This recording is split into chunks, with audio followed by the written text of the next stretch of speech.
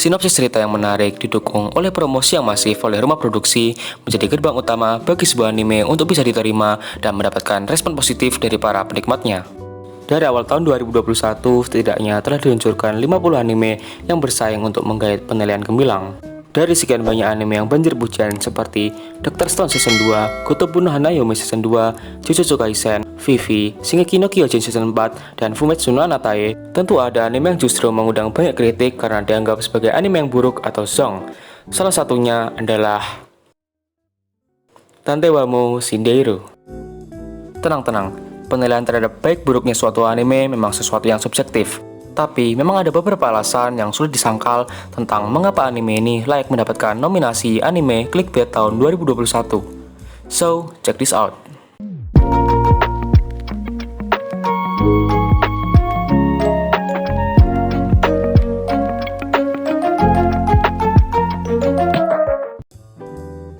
Saat pengumuman anime ini akan dirilis, jujur saja kami dan banyak pencinta anime lainnya telah menanti-nantikan momen tayangnya dan menaruh ekspektasi yang tinggi karena premis ceritanya yang menarik. Namun, tidak disangka-sangka setelah anime ini dirilis, nampaknya membuat kami mengerti bahwa seperti kata pepatah dari pokoknya ada deh yang mengatakan bahwa janganlah terlalu berharap, niscaya kamu akan kecewa. Kali ini memang benar. Tapi sebelum kita membahas anime ini lebih lanjut, kami sampaikan bahwa video ini tidak bermaksud untuk menjelek-jelekan dan menyudutkan pihak manapun. Kami juga memperingatkan bahwa dalam video ini akan ada beberapa spoiler yang menyangkut pandangan kami tentang anime ini. Kami sarankan agar kalian ikut menonton anime Tante wa Mou Shinderu, supaya kalian juga bisa memberikan pandangan pribadi mengenai anime ini. Alangkah lebih baik jika kalian membaca novel yang menjadi sumber dari anime ini, supaya kalian mengerti mengapa anime ini menuai gelombang komentar negatif. Oke, langsung saja. Ini dia beberapa alasan mengapa anime Tante wa Mou Shinderu jelek. Sebenarnya akan ada banyak alasan mengapa anime ini dicap sebagai anime jelek, sehingga kita akan bagi dengan dua part video. Namun kita akan mulai dari yang pertama, yaitu alur ceritanya yang membosankan. You suck! Oke, kita akan mulai terlebih dahulu dari sisi alur cerita tanpa melihat isi ceritanya. Sejujurnya, bagi kami, yang bagus dari anime ini hanya pada episode pertama. Permulaan episode anime ini menyuguhkan alur cerita dan plot twist yang cukup menarik. Mungkin ini kali ya yang membuat kami berekspektasi tinggi terhadap episode-episode selanjutnya. Di episode 1, kita seolah diberitahu bahwa organisasi Space adalah sebuah organisasi yang berbahaya, dan mereka, Shista dan Kimisuka, siap berpetualang keliling dunia untuk memecahkan masalah, menghadapi pertarungan yang emosional dengan pengembangan karakter yang menarik. Namun, realita memang tidak seindah ekspektasi. Itu semua tidak akan kita dapatkan di anime ini.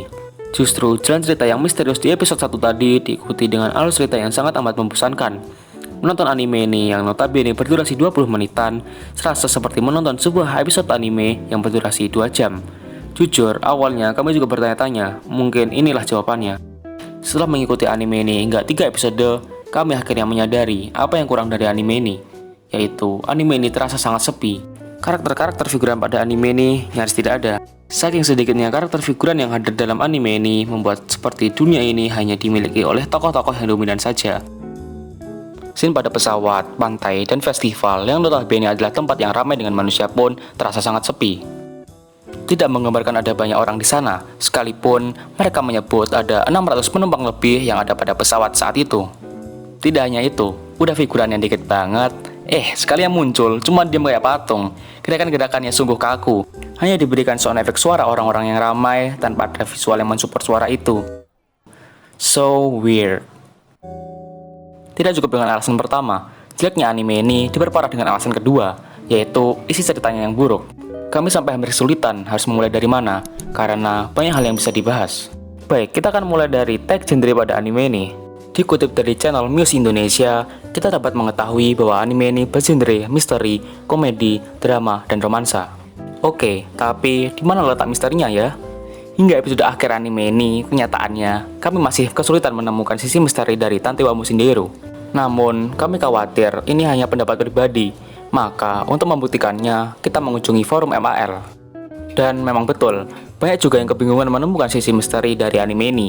Bahkan, salah satu reviewer dari forum tersebut mengatakan, ini adalah satu-satunya anime misteri di mana saya harus mencari misterinya. Hanya dengan menggunakan tokoh seorang detektif, tidak serta-merta untuk suatu anime dikatakan sebagai anime misteri kan? Justru anime ini malah lebih like mendapatkan genre romance pada sepanjang jalan ceritanya. Sebagai anime yang mengusung genre drama, rasanya anime ini juga belum cukup kuat untuk menonjolkan sisi dramanya. Menurut Google, drama adalah ragam film yang sebagian besar tergantung pada pengembangan mendalam karakter realistis yang sering mengusung tema emosional. Sedangkan pada anime ini, karakter yang ditunjukkan tidak cukup kuat dan tidak cukup baik untuk menarik emosi penonton yang menyaksikannya. Pada keseluruhan episodenya, tidak ada pengembangan karakter, sehingga membuat anime ini terasa membosankan. Kimisuka, salah satu tokoh kunci di anime ini, diperkenalkan di awal episode sebagai anak SMP yang berusia 13 tahun. Seperti ini. Lalu, ini Kimisuka di usia 17 tahun. Apakah kalian melihat perubahannya? Tidak hanya fisiknya yang seolah stagnan, sifat dan karakternya di setiap episode pun juga tidak berkembang signifikan. Dari awal, dia sudah bertingkah seperti pria kantoran. Wataknya juga tidak berubah menjadi lebih dewasa, atau seperti akhirnya dapat mengatasi masalah berbahaya sendirian dengan banyak pengalaman yang telah ia dapatkan.